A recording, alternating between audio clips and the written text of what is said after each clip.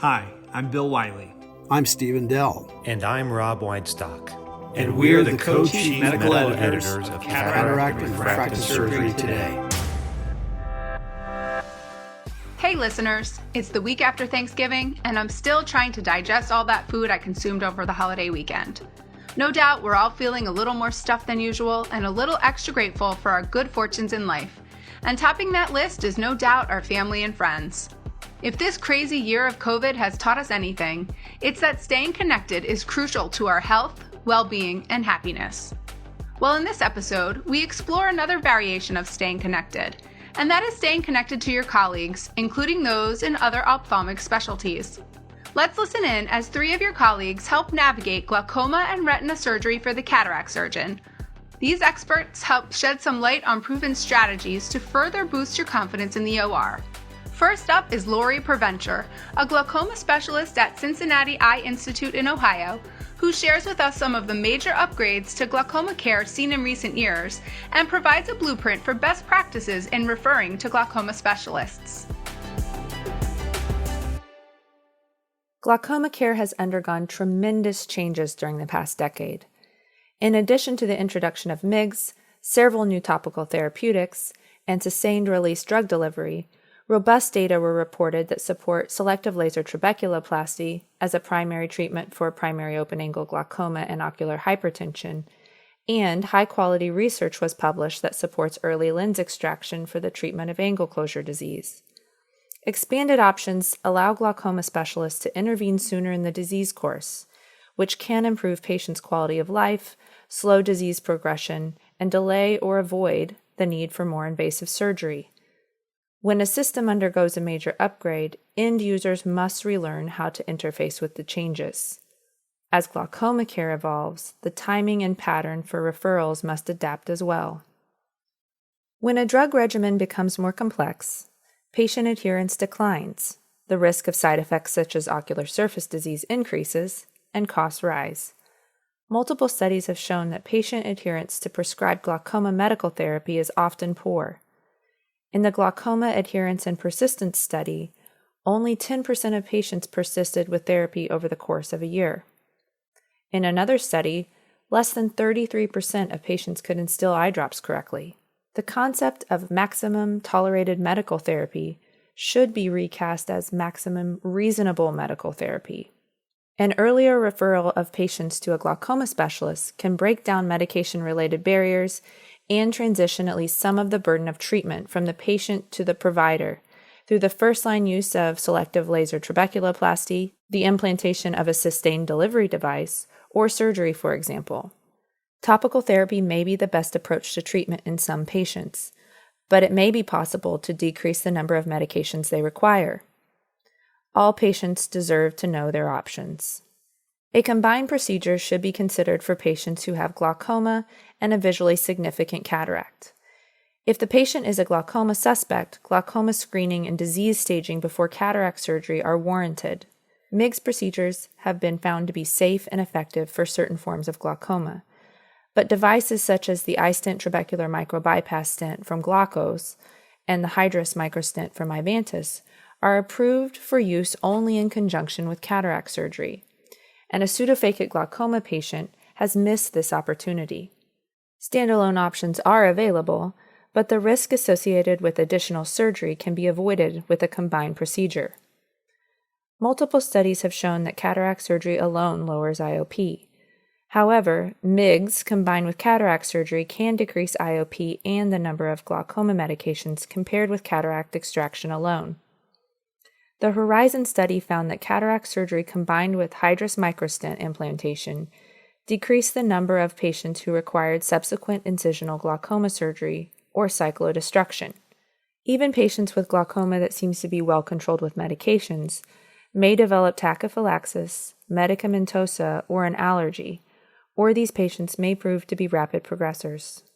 The effectiveness in angle closure glaucoma of lens extraction, or EAGLE trial, provided strong evidence that clear lens extraction has greater IOP-lowering efficacy and is more cost-effective than laser peripheral iridotomy combined with topical medical therapy in patients who have primary angle closure and high IOP, or primary angle closure glaucoma, or PACG. The EAGLE trial excluded patients younger than 50 years of age to minimize the effect of loss of accommodation with clear lens extraction.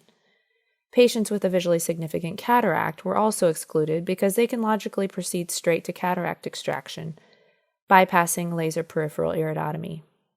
Patients with primary angle closure glaucoma or primary angle closure who have extensive peripheral anterior synechiae, at least 4 clock hours, merit a referral to a glaucoma specialist for consideration of clear lens extraction or cataract extraction combined with goniosynechial lysis.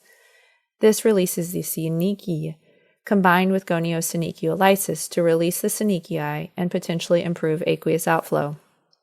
Goniosynechial lysis should be performed by a glaucoma surgeon who has experience operating under indirect gonioscopy and in the confines of the iridocorneal angle, because errors could result in serious complications such as hyphema, iridodialysis, or cyclodialysis. Cataract extraction or clear lens extraction and goniosynechial lysis can also be combined with MIGS to improve IOP control in patients who have PACG. Many of the traditional reasons for a glaucoma referral remain unchanged: rapid disease progression, severe stage at diagnosis, and uncontrolled or acutely elevated IOP. The sentiment, however, that all non-surgical options must be exhausted before a referral has fortunately become outdated. Technological advances and high-quality research encourage earlier intervention for glaucoma as a means of enhancing patients' quality of life, reducing costs, and decreasing the burden of lifelong compliance, shifting the onus of treatment from the patient to the provider.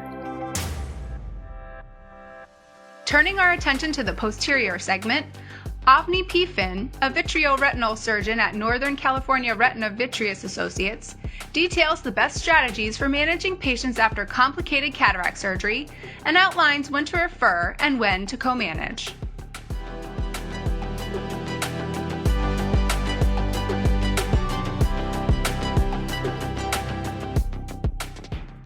The evolution of cataract surgical techniques has increased the procedure's efficiency and improved outcomes, but intra- and postoperative complications can affect the vitreous and retina.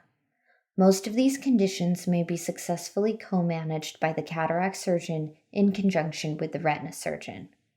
The best outcomes are achieved when the cataract surgeon can assess the patient's pre- and intraoperative risk factors for retinal complications and when prompt diagnosis and management with a retina specialist are initiated. Cystoid macular edema, or CME, is the most common cause of vision loss after cataract surgery. Historically referred to as Irvine gas syndrome, pseudophakic CME was described by Irvine in 1953, and the fluorescein findings were later detailed by Gass. The reported incidence of CME varies from 0.1% to 11% of eyes after uneventful cataract surgery. Postoperatively, inflammatory mediators are upregulated in both the aqueous and the vitreous, leading to a breakdown of the blood-retinal barrier and an increase in vascular permeability. Risk factors for CME include vitreous loss, retained lens fragments, anterior vitrectomy, iris trauma, posterior capsular rupture, IOL dislocation, implantation of an anterior chamber or iris fixated IOL, presence of an epiretinal membrane, and a history of diabetic macular edema, uveitis, retinal vein occlusion, or retinal detachment repair. In order to reduce the risk of postoperative CME, all pre-existing retinal conditions should be controlled before cataract surgery. Eyes with diabetic retinopathy or diabetic macular edema should be evaluated and treated as appropriate. Often an anti-VEGF agent will be injected 1 to 2 weeks prior to cataract surgery. Adequate control of intraocular inflammation for at least 3 months before the cataract procedure is recommended for patients with uveitis. CME typically occurs between 4 and 12 weeks after surgery, with a peak incidence at 4 to 6 weeks postoperatively. Topical NSAIDs may be administered postoperatively as prophylaxis in patients undergoing cataract surgery who are at high risk of developing CME. When diagnosed after cataract surgery in a patient whose procedure was otherwise uncomplicated, treatment for CME typically consists of topical corticosteroid and NSAID eye drops, and this treatment may be initiated by the cataract surgeon. Data suggests that these medications work synergistically and that outcomes are superior with combination therapy compared with monotherapy. If the cataract procedure was complicated or there was a pre-existing risk factor, the cataract surgeon may wish to consider initiating treatment for CME and making a prompt referral to a retina specialist. If the CME persists despite topical treatment, a referral to a retina specialist is warranted. At this point, periocular or intravitreal corticosteroids and anti-VEGF treatment are recommended. An early referral and co-management with a retina specialist should be considered if the etiology of CME is related to a complicated cataract surgery and there's evidence of abnormal vitreous adhesions, vitreous incarceration at the incision, retained lens material, vitreomacular traction, or an epiretinal membrane. Retained lens fragments complicate 0.18% to 1.1% of cataract surgery. Both the timings of medical and surgical treatment and the collaborative involvement of an anterior segment surgeon and a vitreoretinal surgeon are critical in managing this condition.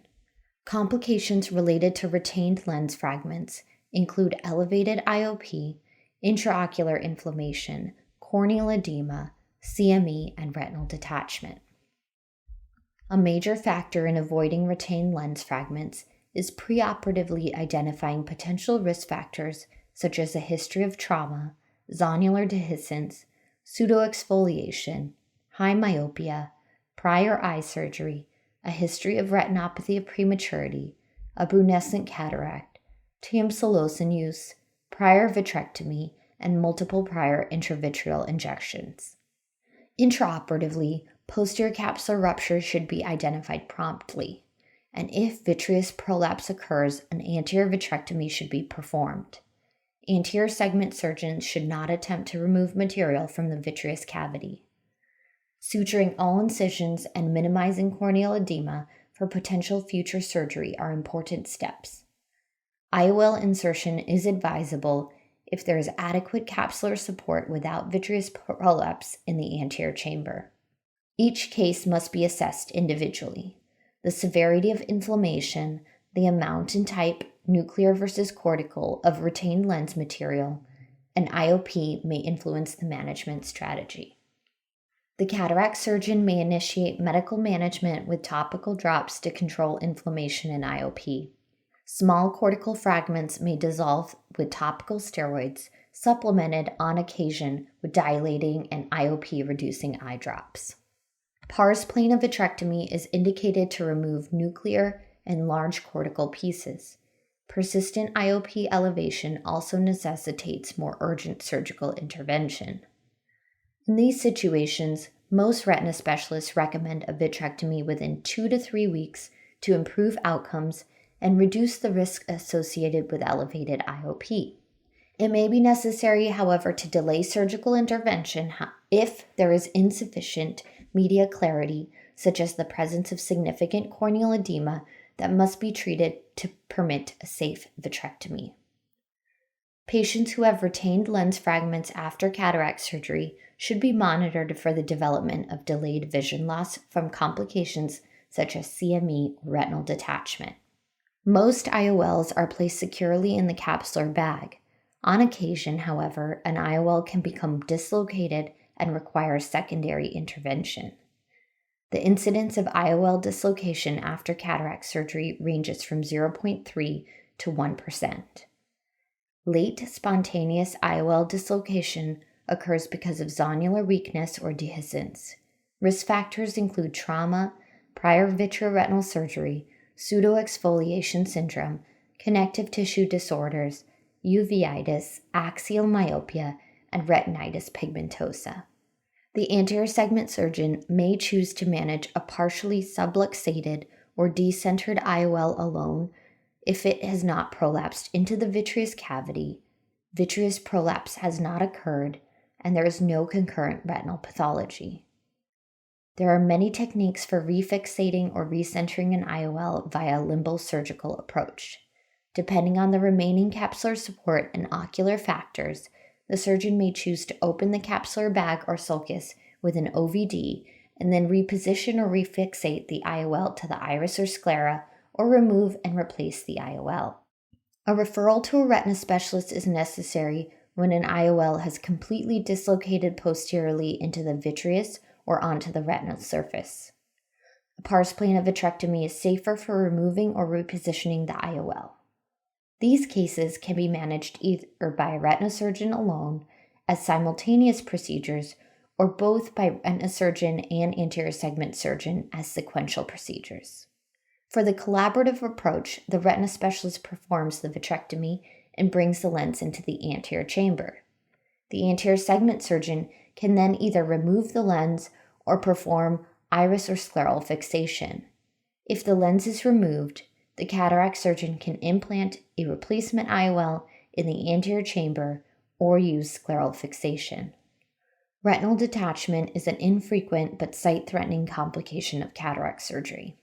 Vitreous changes occurring after cataract surgery may lead to posterior vitreous detachment, which increases the risk of a retinal tear or detachment. The presence of floaters and photopsia and reported visual field or acuity changes can indicate a retinal detachment. A dilated examination of the retina is mandatory and includes an evaluation for tobacco dust or pigmented cells in the anterior vitreous, i.e. Schaefer's sign, a Weiss ring signifying vitreous separation from the optic nerve, and the peripheral retina for tears or detachment. If a retinal tear or detachment is noted or symptoms are unremitting, an immediate referral to a retina specialist is indicated. Postoperative endophthalmitis can cause severe and potentially irreversible vision loss. This complication occurs after 0.04 to 0.2% of cataract surgeries. An examination may reveal conjunctival injection, corneal edema, intraocular inflammation with vitreous and anterior cells or debris, hypopyon or fibrin. In severe cases, the red reflex may be blunted and the view of the posterior segment may be limited. Risk factors for endophthalmitis include prolonged surgery, posterior capsular rupture, vitreous loss, placement of a secondary IOL, wound leak or hypotony, vitreous incarceration, and combined surgery, for example, glaucoma and cataract surgeries at the same time. In addition to early diagnosis, the cataract surgeon plays an important role in the prevention of postoperative endophthalmitis. Several steps can be taken to reduce the risk. The most effective method of preoperative antisepsis is the application of 5% povidone iodine solution to the corneal surface, conjunctival sac, and periocular surface. A 3-minute exposure time before the initiation of cataract surgery is effective. Topical and intracameral antibiotics are also widely used for prophylaxis. In a prospective randomized study by the ESCRS, the risk of postoperative endophthalmitis was nearly 5 times higher in patients who did not receive intracameral antibiotics compared to those who did receive intravitreal cefuroxime at the end of cataract surgery. Intravitreal vancomycin prophylaxis in sequential cataract surgery is not recommended, however, because of the risk of hemorrhagic occlusive retinal vasculitis. A patient with suspected endophthalmitis should be immediately referred to a retina specialist for evaluation and treatment. Most complications occurring after cataract surgery may be effectively co-managed by the anterior segment surgeon and the retina surgeon. Teamwork is the cornerstone of caring for a patient who experiences vitreoretinal complications after cataract surgery. Expediting referral in complicated cases after appropriate initial diagnostic and therapeutic steps have been taken is essential for achieving the best outcomes. To wrap up this episode, let's listen as Christina Y. Weng, an Associate Professor of Ophthalmology and Fellowship Surgery Program Director of Vitreoretinal Diseases and Surgery at Baylor College of Medicine, identifies several ways to maximize outcomes for retina patients and focuses on posterior chamber IOL selection.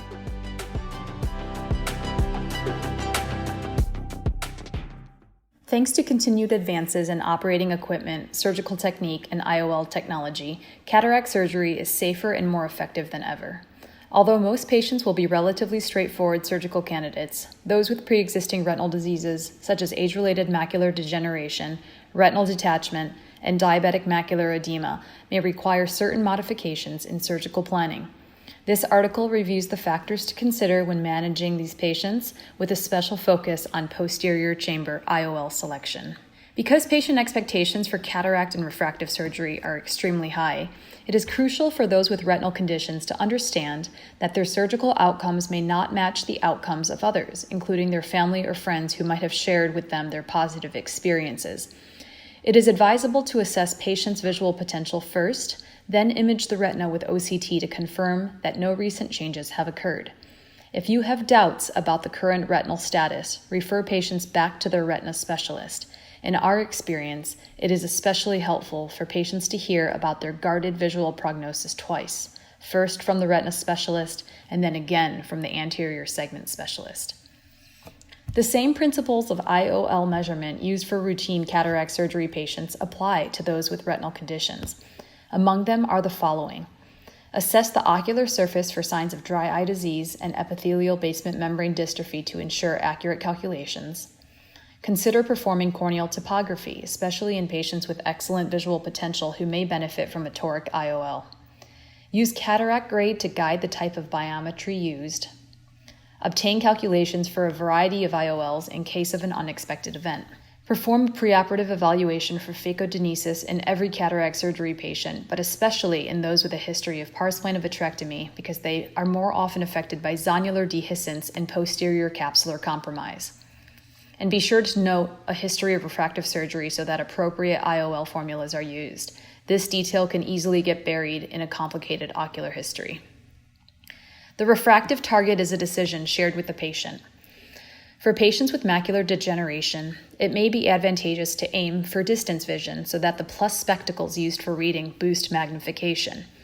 For patients who have high myopia, especially those who are young and may not have the contralateral cataract extracted for many years, it is important to consider the potential for significant postoperative anisometropia.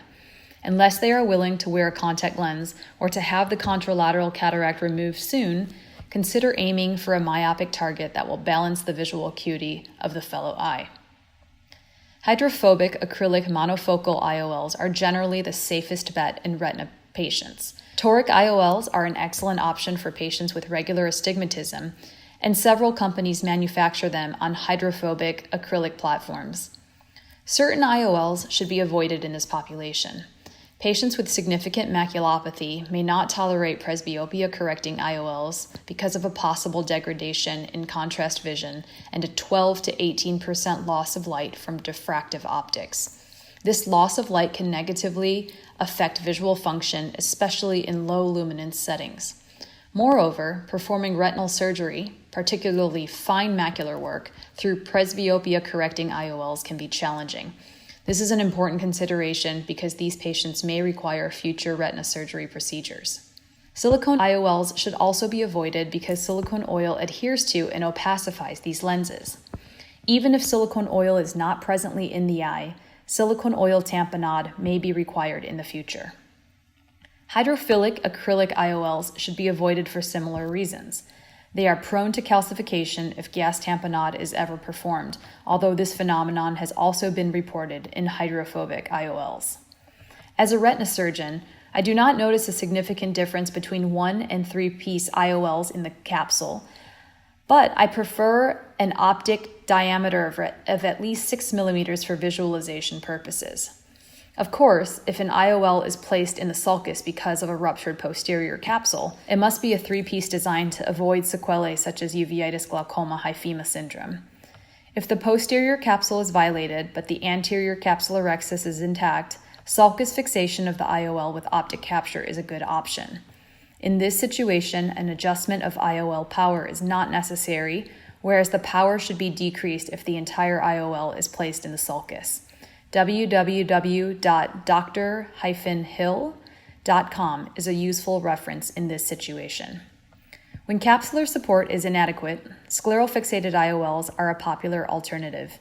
The only IOL approved for scleral fixation is the CZ70BD from Alcon, but its placement necessitates a large incision because of the 7mm optic and non-foldable PMMA composition. If the Yamane technique is used, the CT Lucia 602 from Carl Zeiss Meditech is a good choice because of its strong and flexible polyvinylidene fluoride haptics. Remember that leaving the patient aphakic and returning later for secondary IOL placement is always a valid option, especially when unexpected complications occur. Likewise, taking proper steps intraoperatively and postoperatively is helpful to ensure good postoperative results. The pupils of patients with a history of retinal surgery may not dilate well, so an expansion device may be required. A small capsular rhexis can minimize anterior optic prolapse if gas placement becomes necessary in the future. When performing phacoemulsification, avoid excessive tension on the zonules, which may be weakened from previous pars plana vitrectomy or intravitreal injections.